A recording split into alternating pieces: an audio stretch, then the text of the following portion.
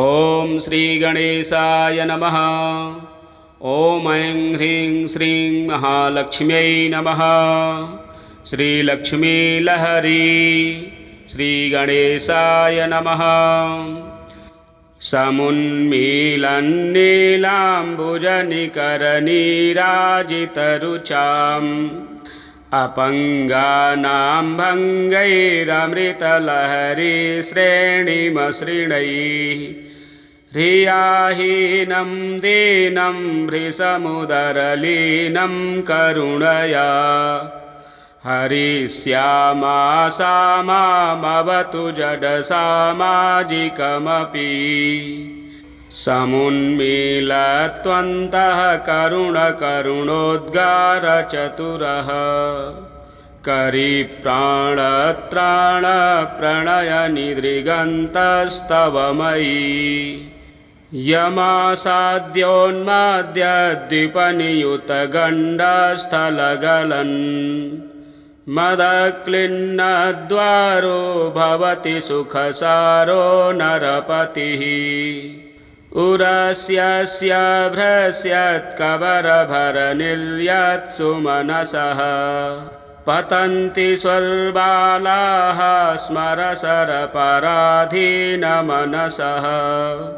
सुरास्तं गायन्ति स्फुरिततनुगङ्गाधरमुखास्तवायं दृक्पातो यदुपरि कृपातो विलसति समीपे सङ्गीतस्वरमधुरभङ्गी मृगदृशां विदूरेदानन्दद्विरदकलभोद्दामनिनदः बहिर्द्वारे तेषां भवति हयहेषा कलकलो दृगेशा ते येषामुपरि कमले देवी सदया अगण्यैरिन्द्राद्यैरपि परमपुण्यैः परिचितो जगज्जन्मस्थानप्रलयरचनाशिल्पनिपुणः उदञ्चत्पीयूषाम्बुधिलहरिलीलामनुहरन्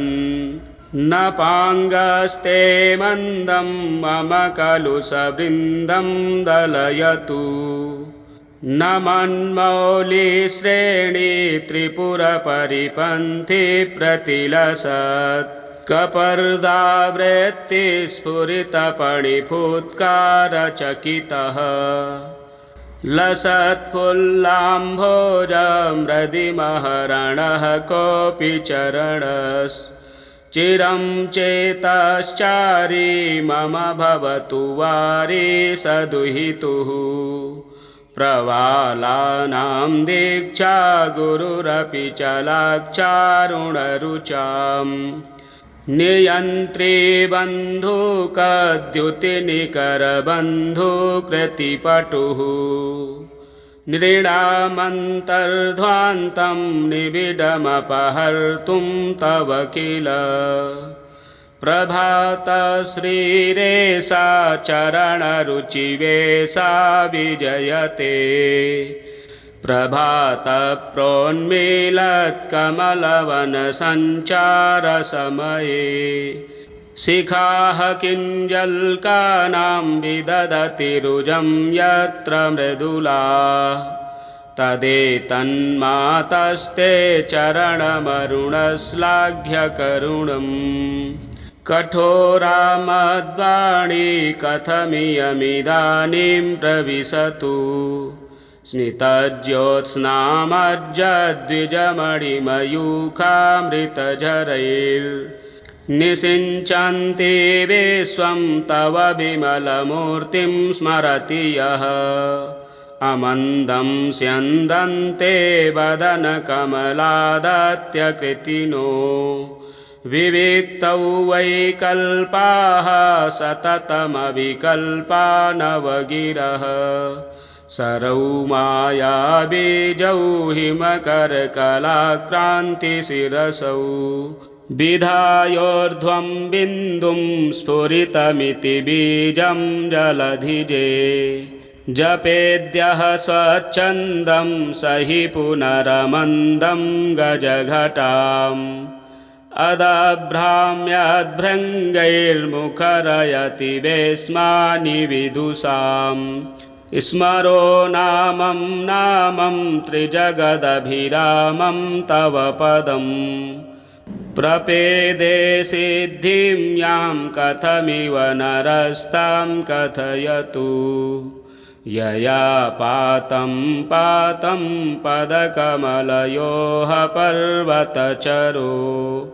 हरो सार्द्रामनुनयति शैलेन्द्रतनयाम् हरन्तो निशङ्कं हिमकरकलानां रुचिरताम् किरन्तः स्वच्छन्दं किरणमयपीयूषनिकरम् विलम्पन्तु प्रौढा हरिहृदयहाराः प्रियतमा ममान्तः सन्तापं तव चरणसोडाम्बुजनखाः मिषान्माणिक्यानां विगलितनिमेषं निमिषताम् अमन्दं सौन्दर्य तव चरणयोरम्बुधिसुते पदालङ्काराणां जयति कलनिक्वाणनपटुर् उदञ्चन्नुद्दामः स्तुतिवचनलीलाकलकलः मणिज्योत्स्नाजालैर्निजतनुरुचां मांसलतया जटालं ते जङ्घायुगलमघभङ्गाय भवतु भ्रमन्ति यन्मध्ये दरदलितसोडाम्बुजरुचां दृशां मालानीराजनमिव विधत्ते मुररिपोः हरद्गर्वं सर्वं करिपतिकराणां मृदुतया भृशम्भाभिर्दम्भं कनकमयरम्भावनिरुहां लसज्जानुज्योत्स्नातरणिपरिणद्धं जलधिजे तवोरुद्वन्द्वं नः श्लथयतु भवोरुज्ज्वरभयम् कलक्वाणां काञ्चीं मणिगणजटालामधिवहन् वसानः कौसुम्भं वसनमसनं कौस्तुभरुचां मुनिव्रातैः प्रातः शुचिवचनजातैरतिनुतं नितम्बस्ते बिम्बं हसति नवमम्बाम्बरमणेः जगन्मिथ्याभूतं मम निगदतां वेदवचसाम्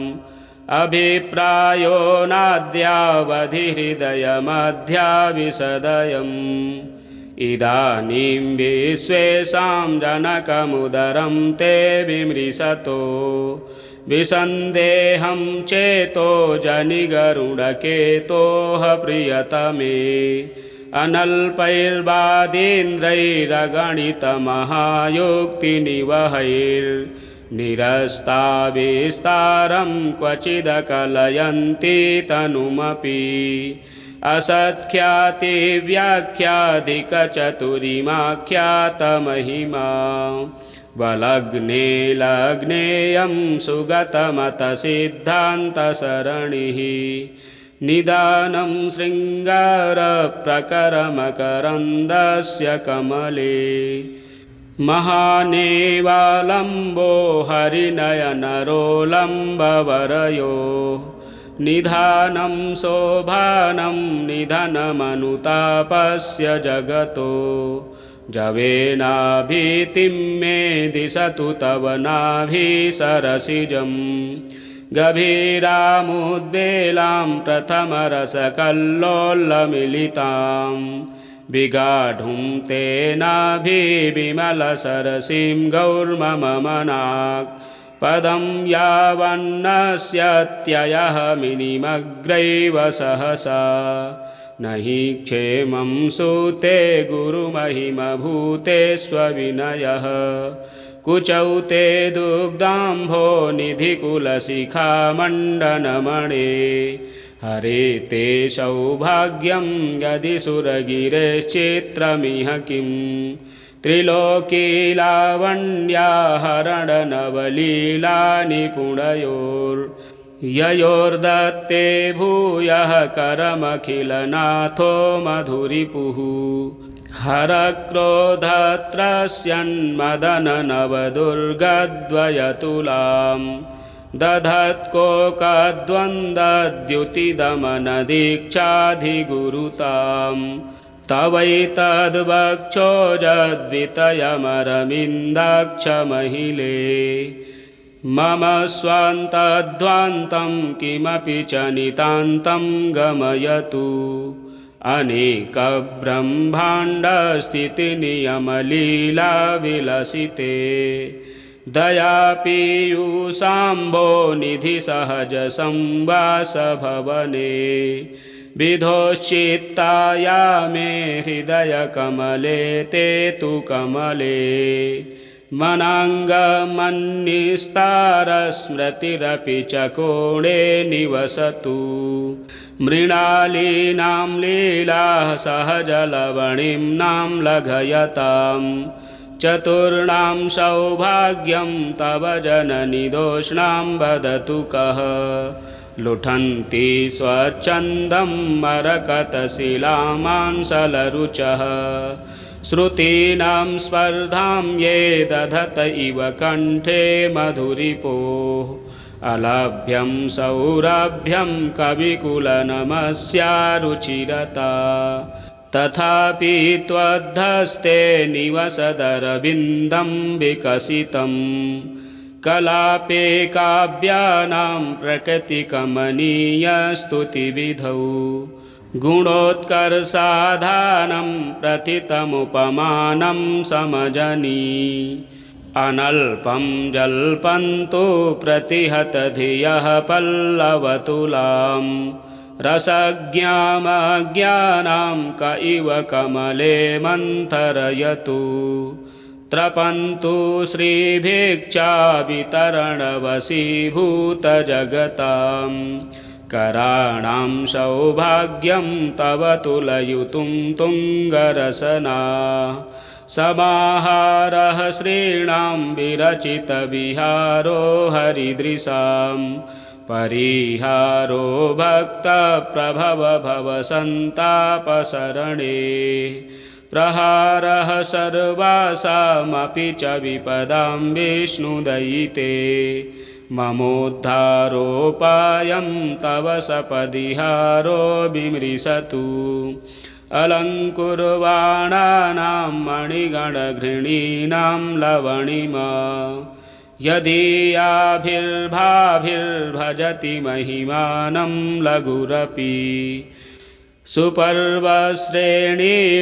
जनितपरसौभाग्यविभवास्तवाङ्गुल्यस्ता मे ददतु हरिवामेऽभिलषितं तपस्तेऽप्ये तीव्रं किमपि परितप्य प्रतिदिनं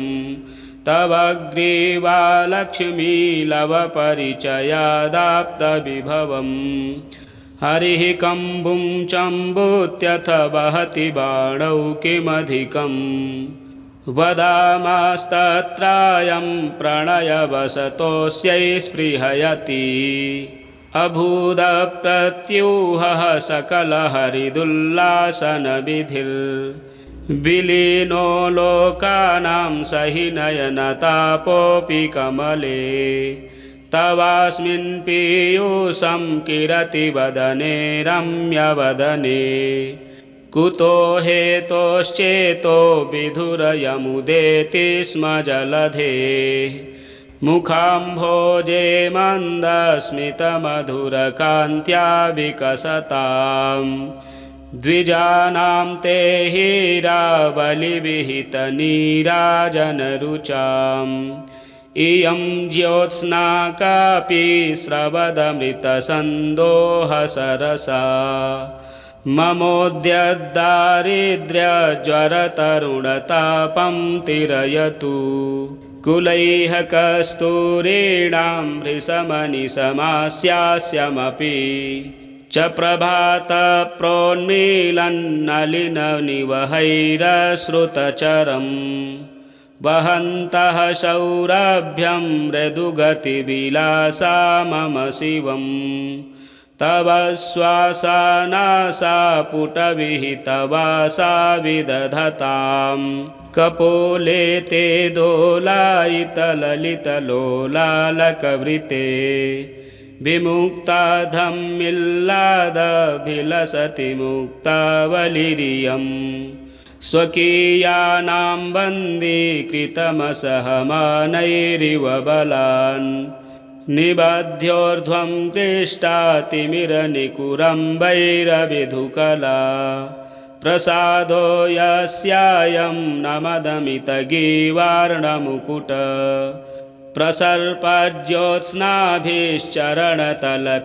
प्रसर्पज्योत्स्नाभिश्चरणतलपीठार्चितविधिः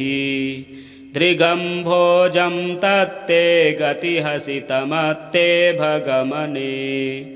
वने लीनैर्दीनैः कथय कथमीयादिह तुलां दुरापादुर्वृत्तैर्दुरितदवने दारणभरा दयार्द्रादीनानामुपरि दलदिन्दीवरनिभा दहन्ति दारिद्र्यद्रुमकुलमुदारद्रविणदा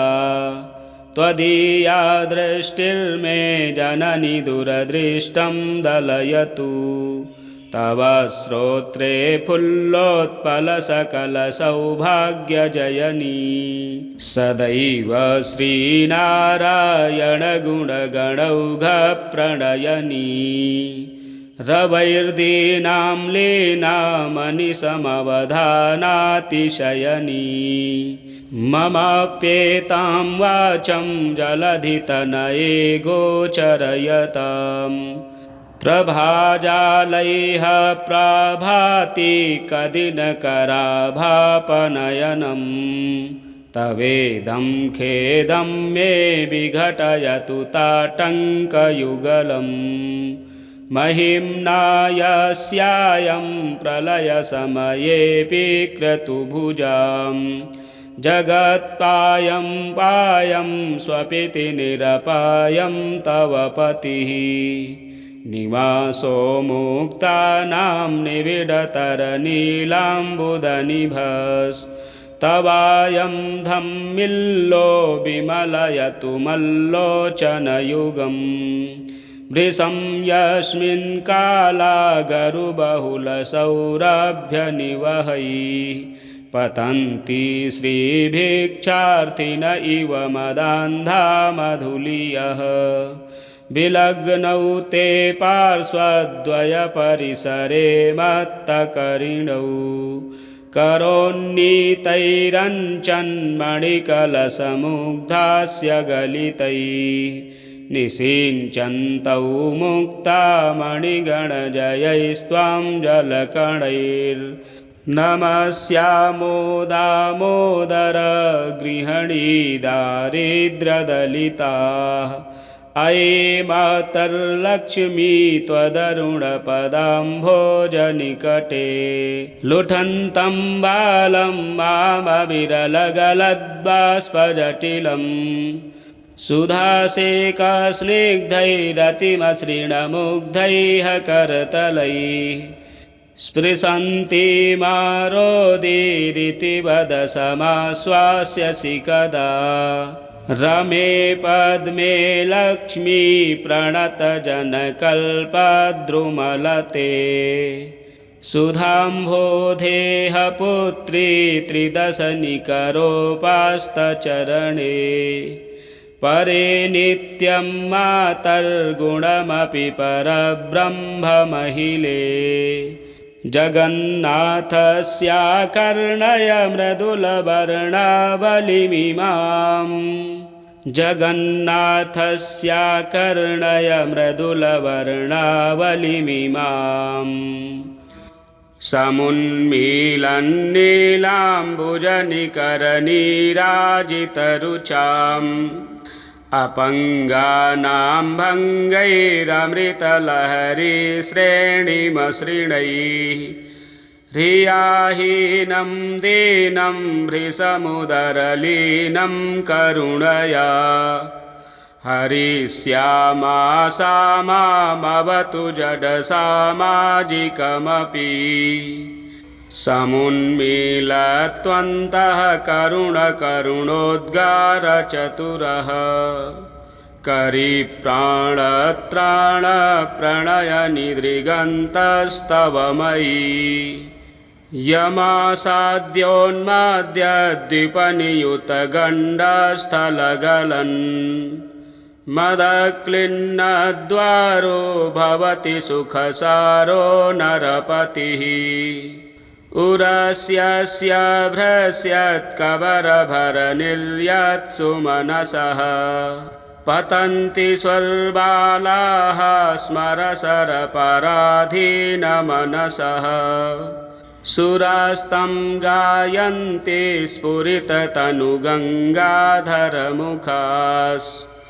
तवायं दृक्पातो यदुपरि कृपातो विलसति समीपे सङ्गीतस्वरमधुरभङ्गी मृगदृशाम् विदूरेदानन्दद्विरदकलभोद्दामनिनदः बहिर्द्वारे तेषां भवति हयहेषा कलकलो दृगेशा ते येषामुपरि कमले देवि सदया अगण्यैरिन्द्राद्यैरपि परमपुण्यैः परिचितो जगज्जन्मस्थानप्रलयरचनाशिल्पनिपुणः उदञ्चत्पीयूषाम्बुधिलहरिलीलामनुहरन् न पाङ्गस्ते मन्दं मम खलु सवृन्दं दलयतु न मन्मौलिश्रेणी त्रिपुरपरिपन्थी प्रतिलसत् कपर्दावृत्तिस्फुरितपणिफुत्कारचकितः लसत्फुल्लाम्भोजमृदिमहरणः कोऽपि चरणश्चिरं चेतश्चारी मम भवतु वारी सदुहितुः प्रवालानां दीक्षा गुरुरपि चलाक्षारुणरुचाम् नियन्त्री बन्धुकद्युतिनिकरबन्धुकृतिपटुः नृणामन्तर्ध्वान्तं निबिडमपहर्तुं तव किल प्रभातश्रीरेषा चरणरुचिवेशा विजयते प्रभातप्रोन्मीलत्कमलवनसञ्चारसमये शिखाः किञ्जल्कानां विदधति रुजं यत्र मृदुलाः तदेतन्मातस्ते चरणमरुणश्लाघ्यकरुणम् कठोरामद्वाणी कथमियमिदानीं प्रविशतु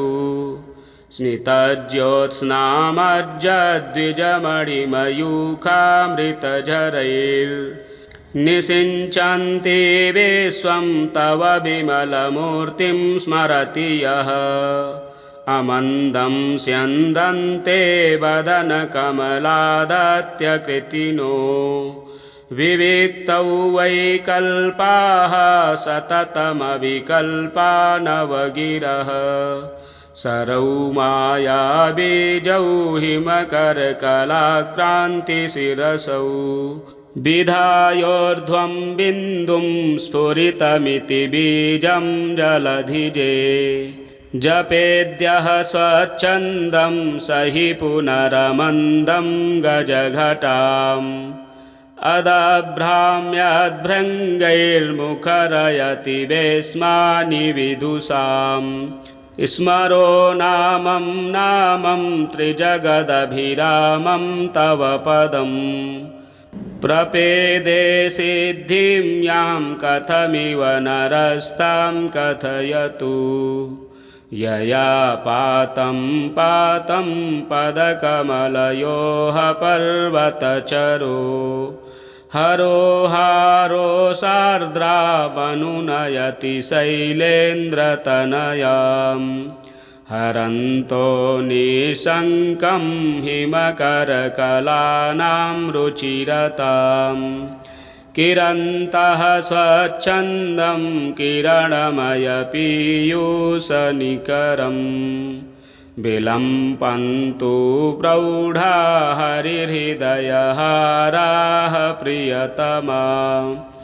ममान्तः सन्तापं तव चरणसोडाम्बुजनखाः मिषान्माणिक्यानां विगलितनिमेषं निमिषताम् अमन्दं सौन्दर्य तव चरणयोरम्बुधिसुते पदालङ्काराणां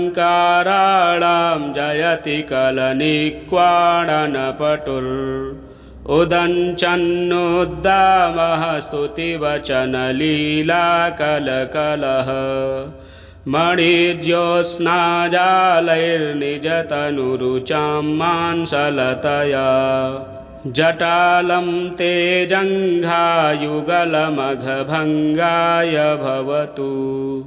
भ्रमन्ति यन्मध्ये दरदलितसोडाम्बुजरुचां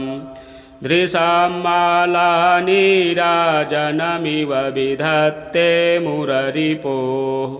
हरद्गर्वं सर्वं करिपतिकराणां मृदुतया भृशम्भाभिर्दम्भं कनकमयरम्भावनिरुहां लसज्जानुज्योत्स्नातरणिपरिणद्धं जलधिजे तवोरुद्वन्द्वं नः श्लथयतु भवोरुज्ज्वरभयम्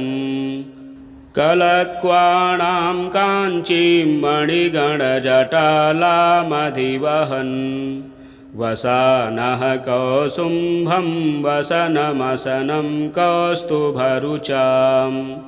मुनिव्रातैः प्रातः शुचिवचनजातैरतिनुतं नितम्बस्ते बिम्बं हसति नवमम्बाम्बरमणेः जगन्मिथ्याभूतं मम निगदतां वेदवचसाम् अभिप्रायो नाद्यावधि हृदयमध्याविशदयम् इदानीं विश्वेषां जनकमुदरं ते विमृशतो विसन्देहं चेतो जनिगरुडकेतोः प्रियतमे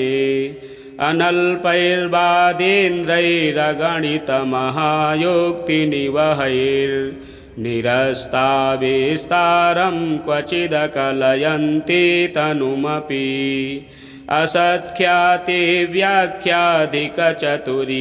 असत्ख्यातिव्याख्याधिकचतुरिमाख्यातमहिमा वलग्ने लग्नेयं सुगतमतसिद्धान्तसरणिः निदानं शृङ्गारप्रकरमकरन्दस्य कमले महानेवालम्बो हरिनयनरोलम्बवरयो निधानं शोभानं निधनमनुतापस्य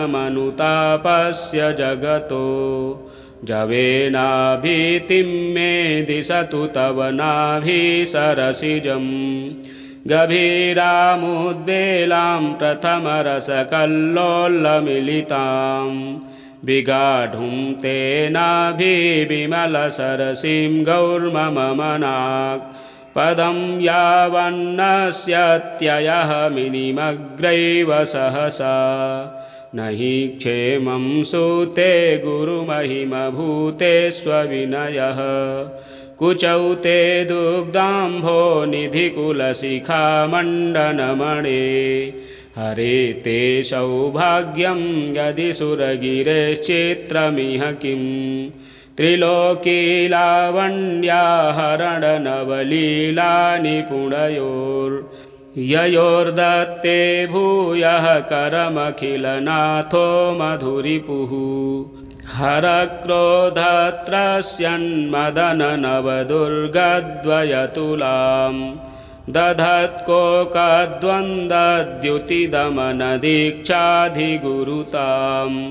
तवैतद्वक्षोजद्वितयमरविन्दाक्षमहिले मम स्वान्तध्वान्तं किमपि च नितान्तं गमयतु अनेकब्रह्माण्डस्थितिनियमलीलाविलसिते दयापीयूषाम्भो निधिसहजसंवासभवने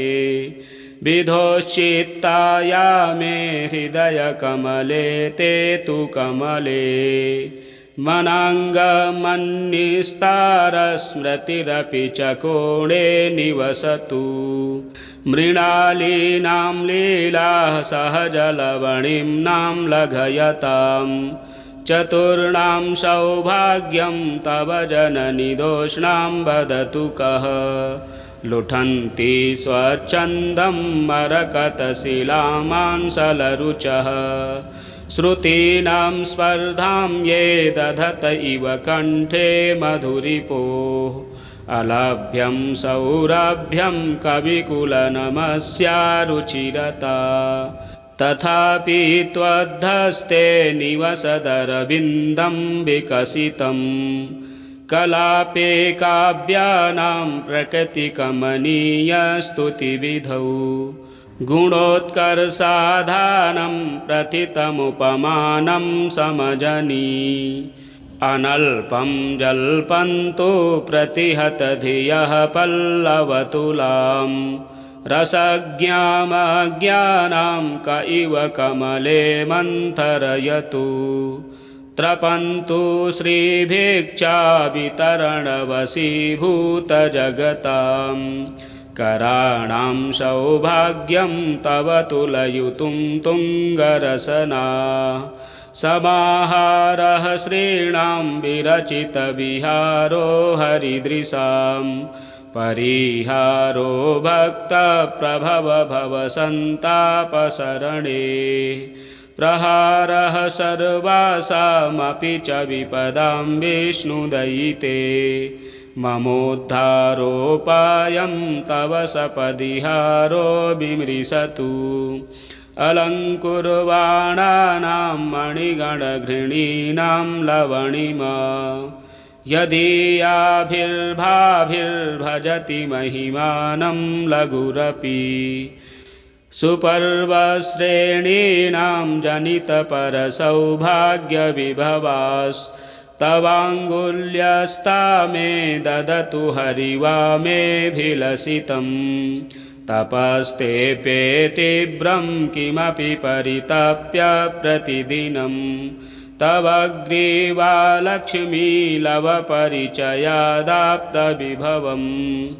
हरिः कम्बुं चम्बूत्यथ वहति बाणौ किमधिकम् वदामस्तत्रायं प्रणयवसतोऽस्यै स्पृहयति अभूदप्रत्यूहः सकलहरिदुल्लासनविधिर्विलीनो लोकानां सहि नयनतापोऽपि कमले तवास्मिन् पीयूषं किरति वदने रम्यवदने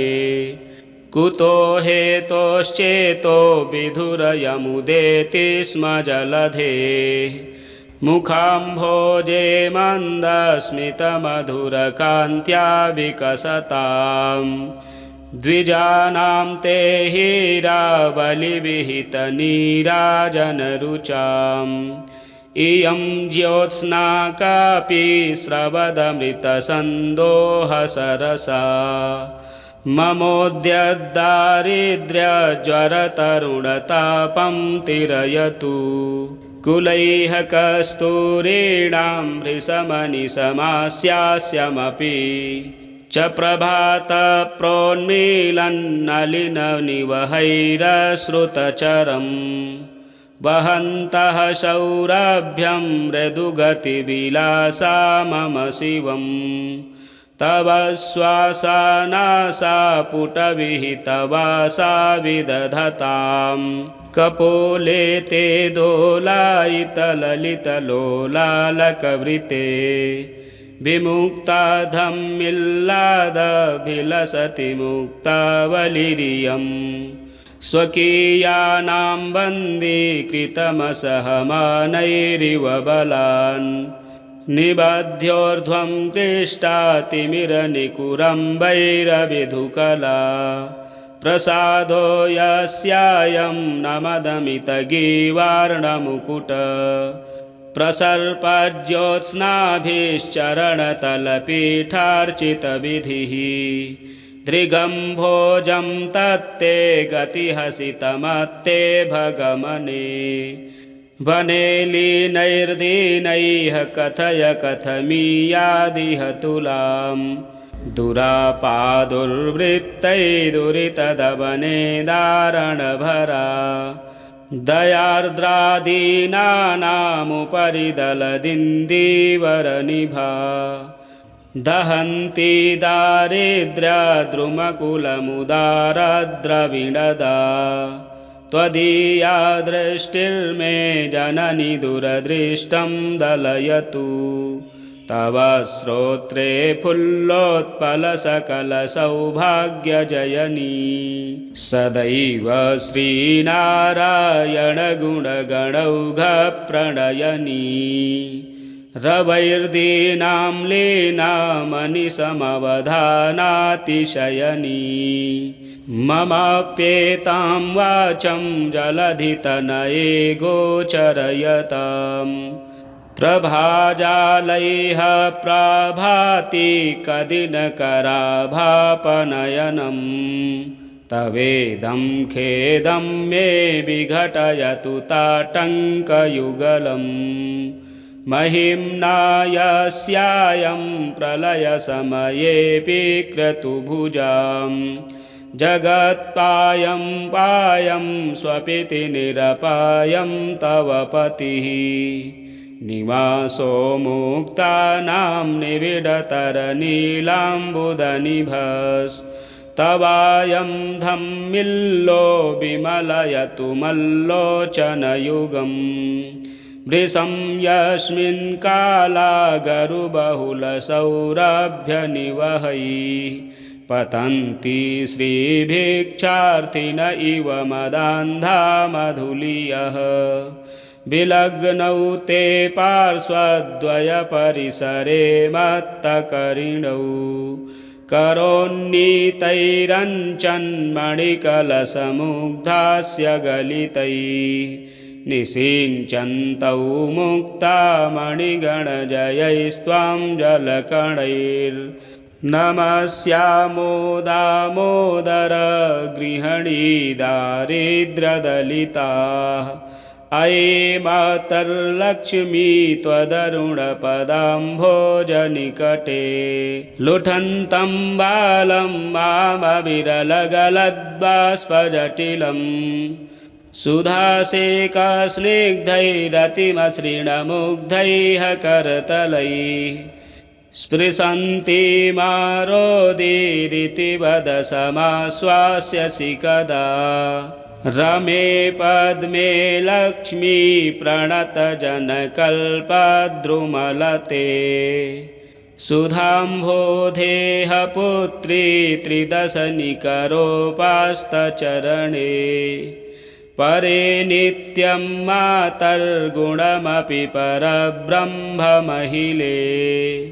जगन्नाथस्याकर्णय मृदुलवर्णावलिमिमाम् जगन्नाथस्याकर्णय मृदुलवर्णावलिमिमाम् पंडितराज श्री जगन्नाथ विरचिता लक्ष्मी लहरी स्तोत्रम। जय जय श्री भगवत्यार्पणमस्तु। प्रिय दर्शकों, माता लक्ष्मी की यह स्तुति शीघ्र फल देने वाली है। कितना भी संकट हो, कितना भी शीघ्र ही निवारण होता है। आप पाठ अवश्य करें। इसी प्रकार के वीडियो देखने के लिए चैनल को सब्सक्राइब करें, वीडियो शेयर करें, लाइक करें। जय माँ लक्ष्मी।